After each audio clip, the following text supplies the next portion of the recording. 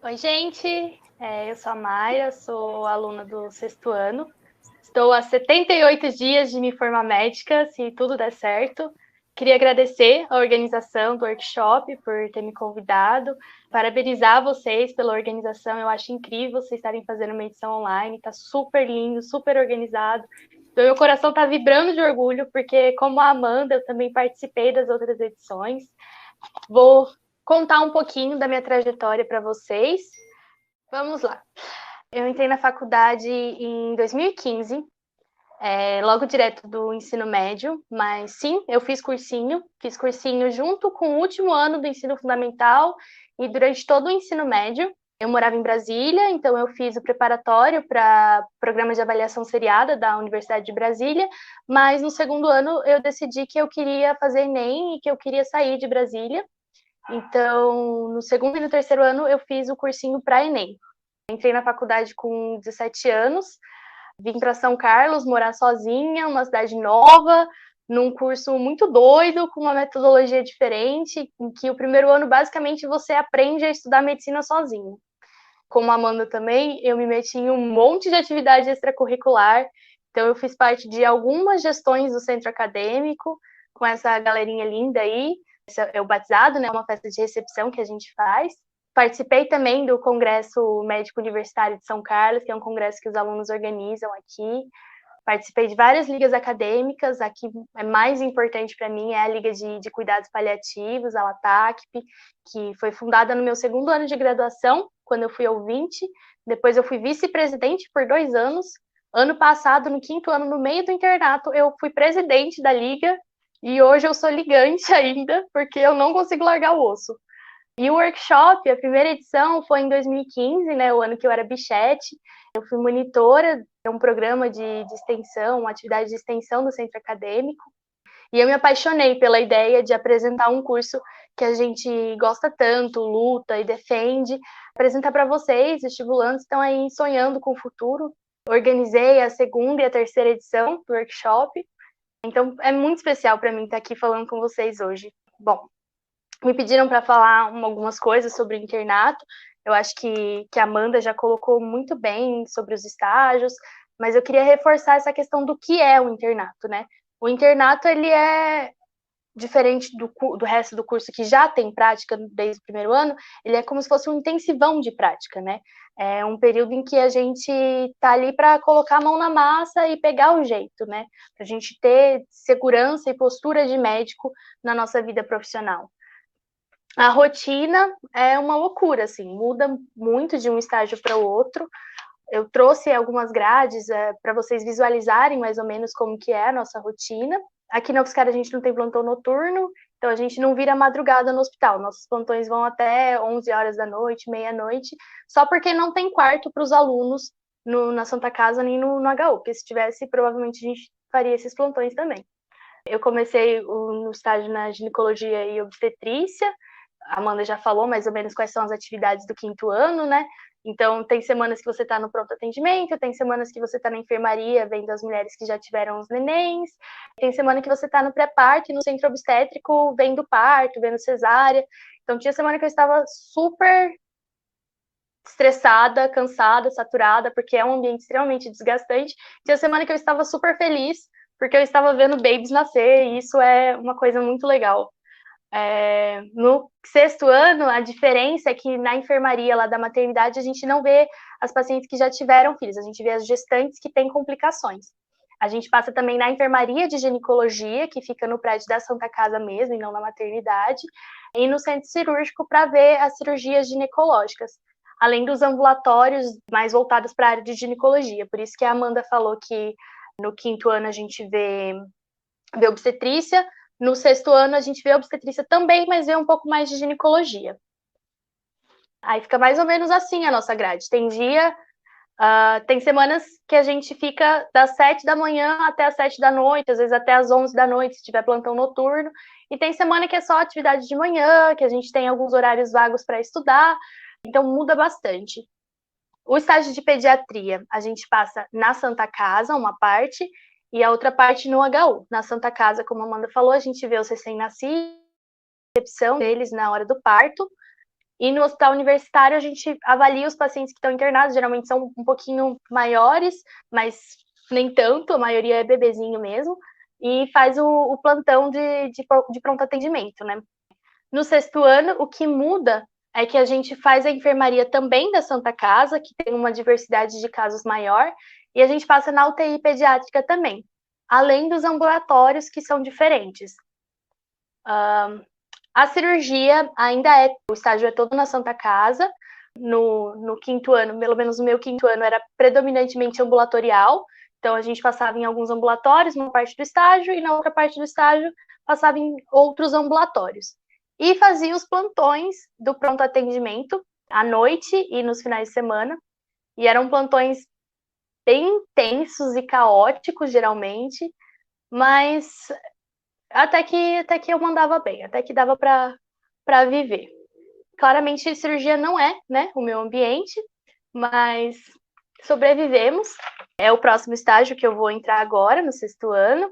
A diferença é que passamos da enfermaria cirúrgica, vendo os casos da cirurgia que estão internados, e aí nessas semanas que a gente está na enfermaria, a gente tem que chegar de madrugada. Então, estou bem animada para acordar às 3 horas da manhã, para ir para a Santa Casa, ver os pacientes. Ser ótimo, vou me divertir bastante. E depois a gente passa na anestesia, né? A gente acompanha os anestesiologistas durante os procedimentos cirúrgicos. No estágio original de 6º ano, a gente também participava das cirurgias, né? Como a Amanda falou, instrumentando ou auxiliando mesmo no processo cirúrgico. Mas por conta da pandemia, como no início não estava tendo muitas cirurgias, eles tiveram que readaptar o estágio e isso acabou sendo retirado. E, de novo, pronto atendimento, né? Às vezes de manhã, às vezes à tarde. O estágio de clínica médica acho que é o que mais caracteriza, assim, o internato. É aquela imagem do que é ser interno que a gente tem na nossa cabeça. É o estágio que a gente mais assume responsabilidade, que a gente mais é cobrado nesse sentido de cuidar do paciente como se nós fôssemos os responsáveis pelo caso, porque de certa forma somos.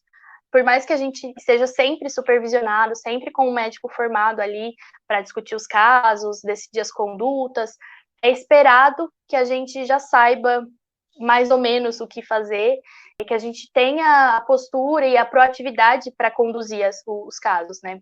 E aí a gente fica na enfermaria, né? Os pacientes internados, faz os plantões à tarde, tem as discussões, e tem também a semana de pronto atendimento, que a gente faz o atendimento dos casos de pequena complexidade, então as fichas verdes, né? A infecção de urina que chega lá e aí você tem que passar um antibiótico, os casos que ficam em observação, que podem acabar sendo internados, e as emergências, né? As fichas vermelhas também. A gente acompanha todos esses atendimentos. É o estágio mais desgastante, porque tem essa cobrança, e é uma cobrança até de nós mesmos, sabe? Como você que está conversando com o paciente, você que conversa com a família, você que conversa com a equipe, você se envolve com os casos, são casos complexos, então é muita coisa para estudar, a rotina é puxada, então acaba sendo um dos estágios mais desgastantes. Felizmente, depois dele, eu fui para a saúde da família, que é uma rotina muito mais tranquila, né? Só horário comercial, sem plantão de final de semana. O ambiente do postinho é muito, muito gostoso, né? A gente faz a parte de saúde coletiva e de saúde mental também nesse estágio, como a Amanda estava falando.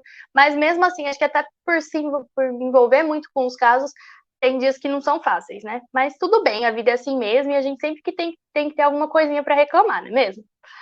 E o outro estágio que a gente tem no internato é o de ambulatórios, que a gente passa em diferentes especialidades. Aí cada ambulatório é num canto da cidade, então a gente tem que ficar correndo de um lado para o outro, e cada ambulatório é de um assunto diferente, né? Então, apesar de ser uma carga horária um pouco mais tranquila, a carga teórica é muito extensa, porque pensa que para cada um desses ambulatórios você tem um tema para estudar, pelo menos um tema para estudar naquela semana, né? E assim, né? O curso como um todo é muito desafiador emocionalmente. A universidade é um ambiente adoecedor. E eu acho importante conversar sobre isso com vocês, porque vocês já estão vivendo uma fase que é muito difícil. Essa pressão no vestibular, a rotina, a gente sabe que é muito difícil, eu lembro. Mas a gente acaba criando a expectativa de que a próxima fase vai ser melhor. E eu acho importante vocês terem também essa noção da realidade, né? Hoje se discute um pouco mais sobre isso, mas ainda se tem uma visão muito ruim de que na universidade você tem que dar conta. Ainda mais se for uma federal, você tem que aguentar.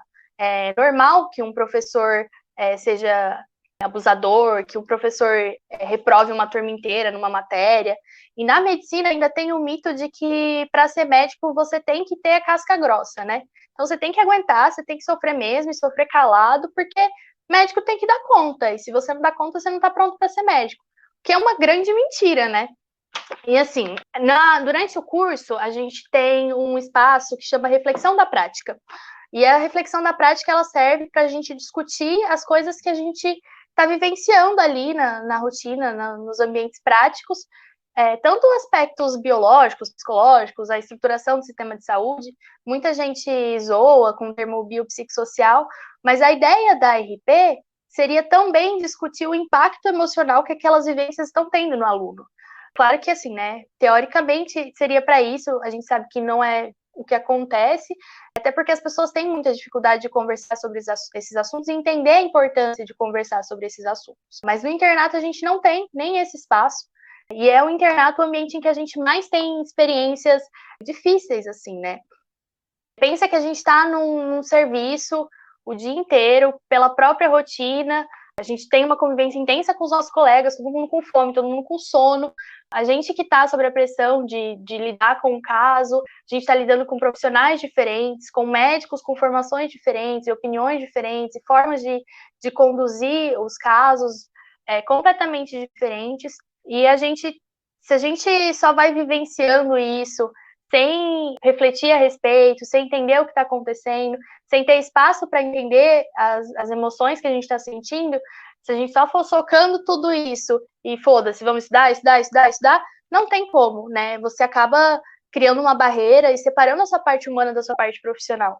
E quando a gente fala sobre medicina humanizada e formação médica, passa por isso também, né?